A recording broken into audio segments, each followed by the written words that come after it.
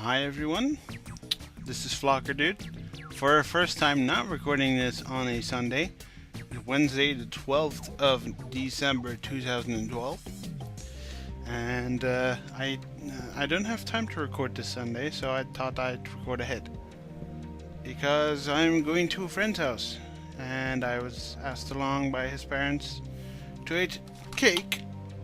So I have the chance to record just this once during the week, and I figured I'd take it.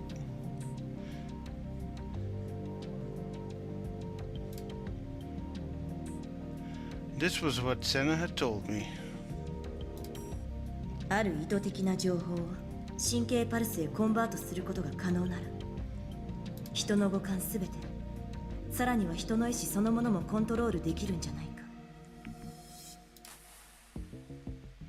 There had been no source for that theory, so ultimately it amounted to be no more than Senna's deductive reasoning. But the source had emerged for the theory I thought of. I wondered why such an amazing news story remained totally unknown in Japan. Frankly, it seemed Nobel Prize worthy to me. I don't think it's Nobel Prize worthy when you steal humans' minds. I went on a run to search for the word start recording. What came up were the records from an American lawsuit. また英文だ。 Eben? Never heard that. 頭痛くなってきそうだよ。 It was fairly long, so it looked like I'd have a pretty hard time reading it as well. The phrasing might get kinda weird, but I used an automatic translator to convert it to Japanese. The contents were, in sum, something along the lines of the following. Lawsuit brief, plaintiff N.K. Rabin, defendant the United States Department of Defense, Central Intelligence Bureau. The plaintiff's claims: my thoughts have been spied on by means of special device, recorded and broadcast to an unknown destination via satellite. These satellites have taken me hostage, day and night without end. Numerous satellites constantly assault me. Tracking, observation, full-body surveillance, biorhythmical attacks, oral attacks, physical debilitation. Since the latter part of December 1990, I have been forced to view man-made dreams, including both visual and oral components, as I sleep. From May 1992, I underwent biorhythmical assault, pain, torture, harassment. Recognizing this as an attack against me, I began recording the following items in notes, beginning in February 1992. Date, time, the contents of particularly agonizing psychological attacks. Biorhythmical attacks were carried out against every part of my body. All those portions of my body were adjusted to best receive the unpleasantness, exhaustion, and suffering induced by pain, torture, and harassment. The main regions are listed below: chest, vision, lower abdomen, brain to interfere with my sleeps, brain to show me artificial dreams. 思考監視、思考盗撮、しかも国家ぐるみ。マジ？あ、私これ知ってる。何年か前に映画で見た。 That's fiction. But the brief written here wasn't. There were two possibilities. The plaintiff was merely a mental patient, or the whole thing was fact. It was difficult to discern the boundary between the two. It seemed as though it could be truthful, considering the patent I'd seen earlier. But Senna and Ayase weren't mentally ill. Especially Ayase. At the time, Ayase had become two people before my very eyes. I hadn't witnessed the second when she became like that, but when I turned around, another Ayase was there, and in lingerie to boot. She had showed me how she pulled her D-sword out of thin air as well. It hadn't been an illusion or a delusion. Once she showed me something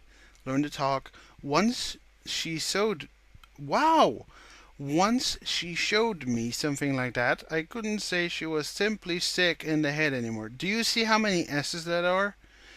once she showed me say she was simply sick?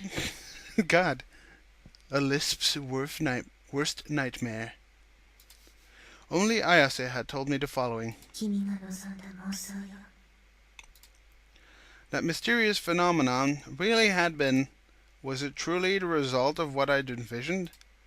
Right beforehand, admittedly, I had been wondering about what color Ayase's underwear might be. 理想度は力を持つ人の目にしか映らない君には私の剣が見えているでしょうそれが意味するのは一つだけ Was this what she'd been referring to when she mentioned the power?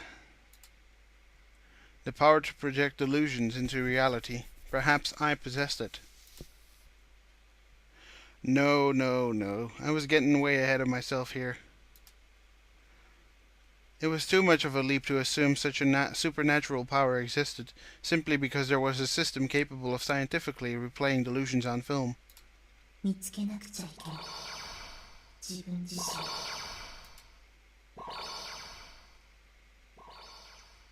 方法なんて私にもわからない Except what if the way to come into possession of a D-sword required precisely that sort of supernatural power? And if I bore such power within me, it might very well be worth a try. Leaving Remy to gaze at the monitor, her eyebrows furrowed, I picked up the toy D-sword propped up in the corner of my room. I stood in the center of the room and held it up at eye level, just like an Ensu character. I closed my eyes. I attempted to picture a sword in my head. Of course, I based it on the ones Senna and Ayase possessed. Lovely, ominous, and sharp enough to sever anything at a single touch. I'm good at daydreaming. After all, I have all kinds of daydreams on a daily basis. If I wanted to, I could come up with a clear vision that included even the tiniest little details. When I had somehow managed to solidify my mental image, I grit my molars and clenched the sword in both hands. Become real, become real, become real, become real, become real, become real, become real. I prayed. I thought of solely one thing. I was currently gripping a true D-sword, not a knockoff. The real thing. I flexed all the muscle in my body. Come, show yourself before me. Please, bring me salvation. Please protect me. I stealthily opened my eyes. The sword I held on high hadn't changed a bit. As before, it was a cheap-looking toy. そりゃそうだよな There couldn't be any such thing as the evil eye-esque paranormal ability to turn delusions into reality. The idea of it was blatantly overblown. I was embarrassed that I'd been on the verge of believing I had a power like that. I sighed and lowered my sword. That was when I sensed the gaze at my back. A prickling sensation at the back of my neck. Gooseflesh sprang up all over me. That gaze again? I sensed a distinct presence. Someone was watching me. Don't look at me. I'm not gonna turn around. Like you could ever make me turn around. It wasn't merely a presence. I'd also heard a voice just now. To be more accurate, it was the sound of someone breathing rather than using words. No way. I might have made an unbelievably stupid misunderstanding. I quietly turned around. Remy was staring at me. Oh, so that was it. It made sense that I picked up on much more vivid presence than usual. Which was natural enough, since she'd actually been watching me and it wasn't just me having the feeling of being watched. She'd sure misled me. Wait, had Remy seen the part where I brandished the sword, exposing my immature middle school student's mentality from start to finish? That would be pretty humiliating.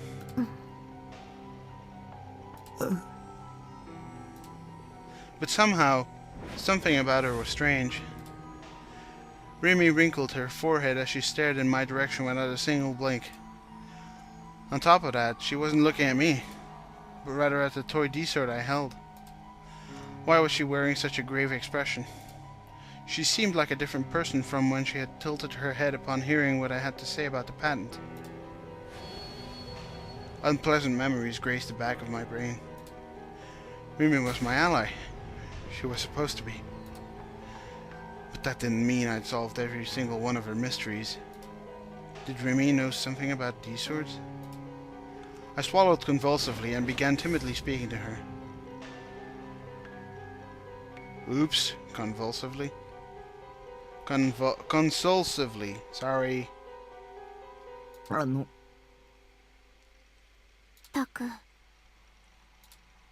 Her gaze fixed in place, Remy opened her mouth. She spoke in a stifled voice, one empty of all emotion. その件だけど Remy was my ally, right? She wouldn't betray me like you, would she? Even if Remy betrayed me, 捨てた方がいいと思う。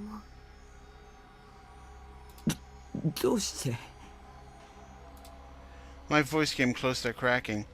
Had I been right to think Remy knew something? だって Oh god, here we go, lame punch. Finally shifting her line of sight, Remy met my gaze straight from the front. I hastily averted my eyes. After all, what are you saying? だってもう高校生だし。 Oh! Without warning, Remy's face broke into a mischievous smile. The suddenness of her transformation took the wind out of my sails. そりゃ男の子っていくつになってもそういうおもちゃが大好きなんだなってのはなんとなくわかるけど、さすがにそんな大きなおもちゃ一人で部屋で振り回してるのはどうかと思うよ。それが許されるのは小学生までじゃない？でもタクの個人的な趣味を私の前で披露してくれたってのはちょっと嬉しいかも。私にだけ秘密を教えてくれたみたいで。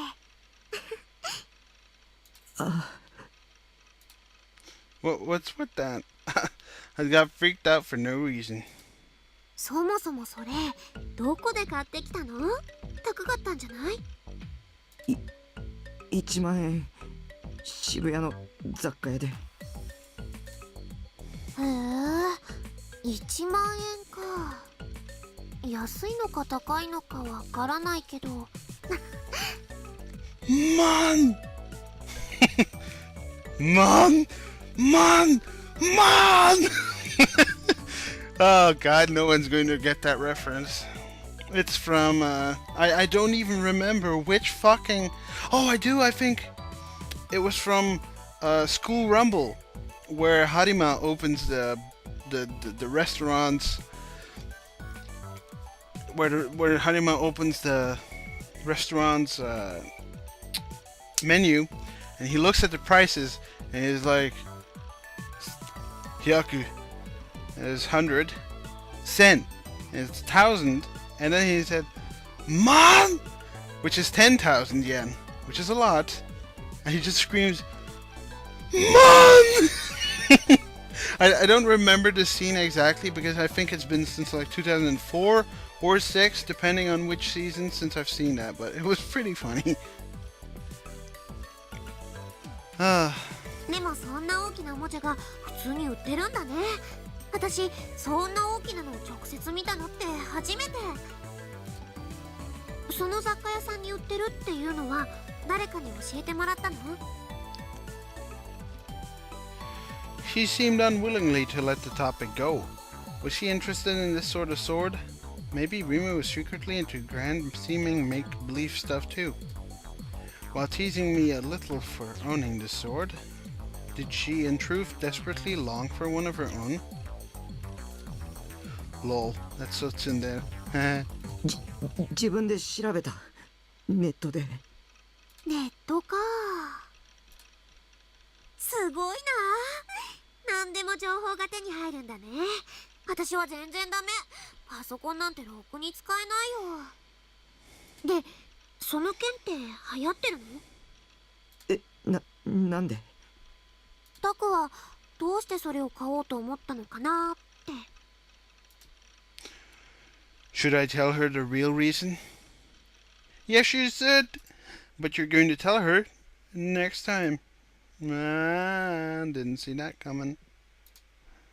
We've been playing for 10 hours. Can you believe it? What? Seriously? And I restarted that, no less. I restarted this on the 15th of September. And we are currently D12, like I said. And look at the time. Yes, those timestamps are correct.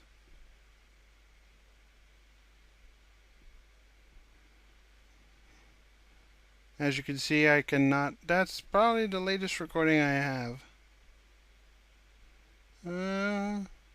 Yep. What? I guess that's the latest one. God. What the hell was I doing? Okay. So anyways, I'll see you guys next time. And thank you for watching. And I haven't even uploaded 45 yet. So, episode 46. Yay! 47 whenever.